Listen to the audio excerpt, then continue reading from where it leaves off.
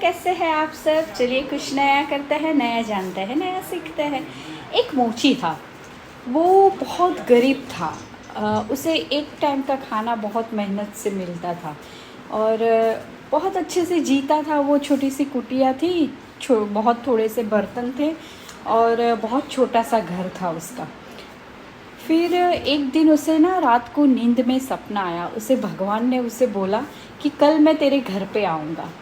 तो वो तो खुश हो गया। दूसरे दिन सुबह में वो मतलब दूध की पूरा ग्लास भर के दूध लेके आया, फिर मिठाई लेके आया और भगवान के लिए फ्रूट्स वगैरह लेके आया और अच्छे से तैयार होके बैठ गया और इंतज़ार करने लगा। उतने में दोपहर हो गई। दोपहर एक बूढ़ी औरत आई वहाँ पे, जो फटे पुराने कपड़े पहने हुए थे। बहुत सारी बारिश हो रही थी तो पूरी भीग गई थी।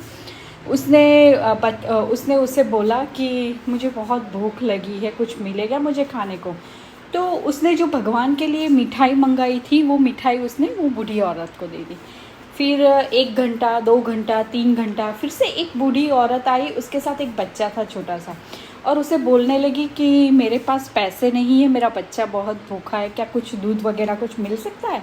तो उसने जो दूध भगवान के लिए लिया था, वो दूध उसने बच्चे को दे दिया और बच्चे ने पी लिया और अपनी माँ के साथ चला गया।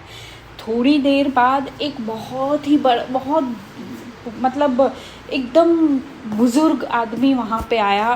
उसके पास पैरों में कुछ नहीं था।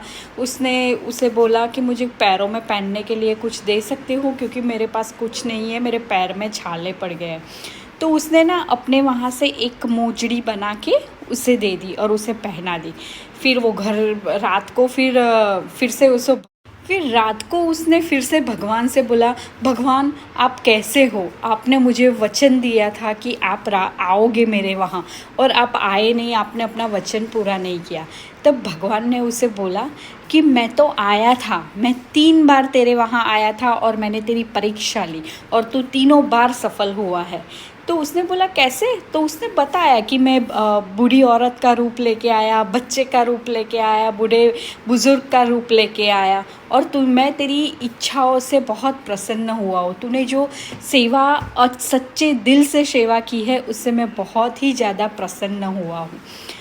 और इससे हमें यही सीख मिलती है कि चाहे हमें कितना भी हो, मतलब पैसे हो ना हो, गरीब हो, कुछ भी हो, लेकिन हमें अपने सत्कर्म करते रहना चाहिए। भगवान हमें अपने कर्मों का फल अवश्य देते हैं। वो हमारे लिए हमेशा कुछ